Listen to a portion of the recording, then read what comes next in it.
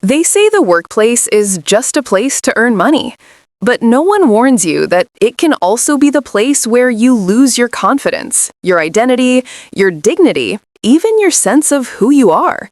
I used to think heartbreak only came from relationships, but the deepest heartbreak I ever felt came from my own boss. My name is Lena Hartley. I'm 29 years old, and this is the story of how the person I trusted most in my career tried to destroy everything I worked for. He almost succeeded. Almost. But he didn't know one thing. I don't break quietly. 3 years ago, I joined a company called Ridgeway Dynamics. I was young, hungry, optimistic, everything a company claims to love. I showed up early, stayed late, volunteered for projects no one wanted. I wasn't trying to impress anyone. I genuinely loved my work. And for a while, I thought my boss, Marcus Hale, appreciated my dedication.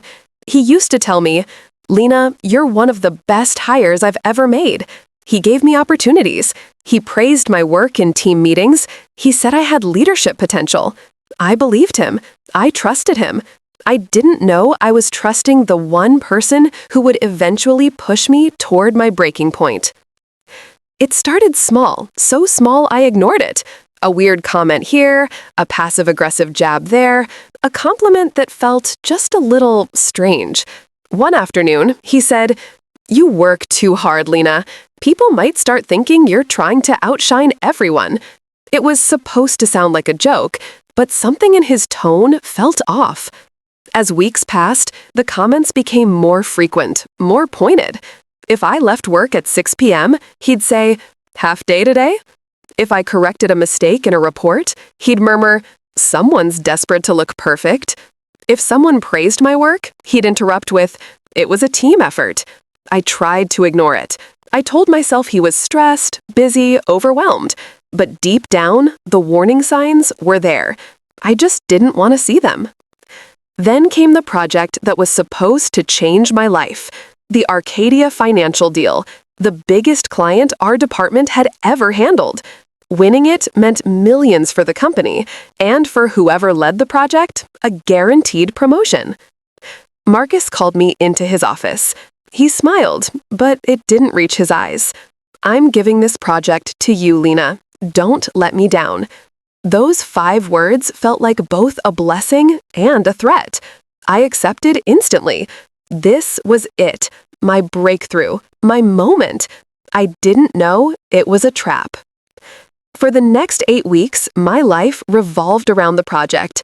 I woke up early, worked late, ate meals at my desk. My apartment became a place I only visited to sleep. But I didn't complain. I wanted this. I created financial models, drafted proposals, designed presentations, researched market data. Everything had to be perfect. Sometimes Marcus would stop by my desk late at night. He would smile and say, "Good work, Lena. Keep going." And every time he said it, I felt something inside me tighten. Something didn't feel right. But I pushed the feeling away because I wanted to prove myself. 3 days before the presentation, Marcus asked me, "Send me all your updated files tonight."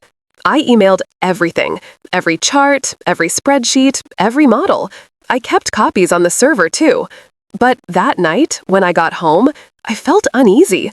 So I opened my laptop to check the files again. And my heart stopped. Everything was gone. Not one file, not one folder, not one backup. Years of habit had taught me to back everything up, but even my backups had vanished. Everything. Deleted. I froze. My hands trembled. My throat tightened. I told myself it had to be a glitch, a technical error, a mistake. But deep down, I knew it wasn't.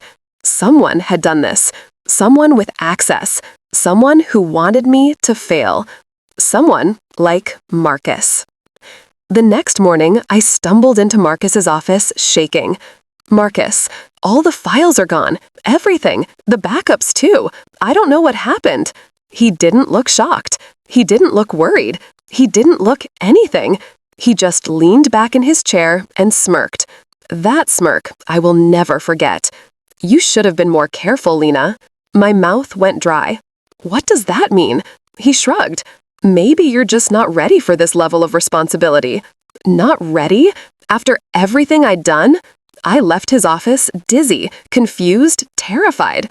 He wasn't helping me. He was setting me up. The day of the presentation, I sat in the boardroom feeling like I was about to collapse. And then Marcus walked in, holding a folder. My folder, full of charts, graphs, summaries, my work. He had recovered the files. Or maybe he never lost them. Maybe he had access the whole time. He stepped to the front of the room and began presenting my ideas as his own. He didn't say my name, not once. As the presentation ended, the CEO shook his hand and said, "Brilliant work, Marcus."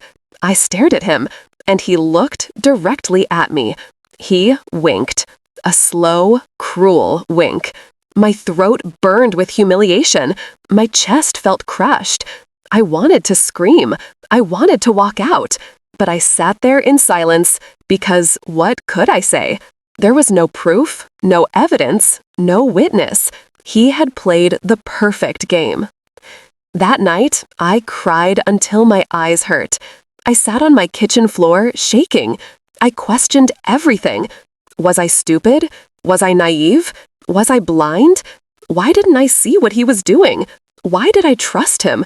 Why did I believe he wanted me to succeed? For the first time in years, I doubted myself. I wondered if I even belonged in this career. I wondered if maybe Marcus was right. Maybe I wasn't ready. But then something happened that changed everything.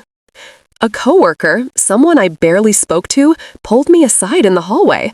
Her face was pale. Her voice shook. "Lena, Marcus is trying to get you fired." My breath caught. "What do you mean?" She glanced around nervously. "He sent emails to HR saying you mishandled the project. He said the deleted files were your fault. He's telling everyone you're unstable, irresponsible, a risk." I felt the world tilt under my feet. Why would he do that? She swallowed. "Because the promotion you were supposed to get, he wants it, and he knows you're better qualified." Better qualified? A threat? Competition? It finally clicked. He wanted me gone because he was scared of me. For days, I thought about quitting, but then I remembered something. I had sent Marcus the final files by email. Emails don't disappear. Even if the server is wiped, emails leave traces. And then another thought hit me. He accessed my computer the night before the files disappeared because he had remote admin rights. And I remembered something else. Every deletion, every access, every digital footprint, the company server logs everything. Everything. My hands shook as I logged into the IT system. I didn't hack anything. I didn't break rules. I only accessed logs that were available to every manager-level employee. And there it was. Access point, 9:52 p.m. User, M. Hale. Action, delete directory. Location, Project Arcadia folder. I stared at the screen for a long time. My breath came in short, broken gasps. I had proof. Proof that he deleted my files. Proof that he sabotaged me. Proof that he lied. For the first time in months, I felt powerful. I printed everything. Access logs, email timestamps, backups of backups. I organized them into a neat folder, the same way he once did with my stolen work. And then I did something I never thought I'd do. I requested a private meeting with the CEO.